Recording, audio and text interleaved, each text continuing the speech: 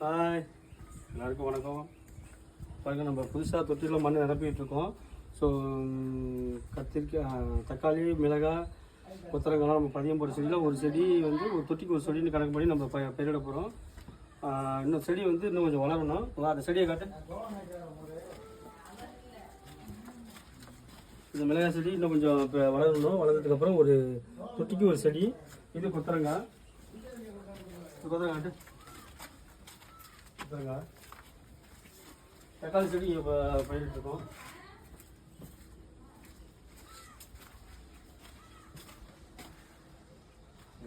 கிட்டத்தட்ட ஒரு 100-150 தொட்டி நம்ம ரெடி பண்ணியிருக்கோம்.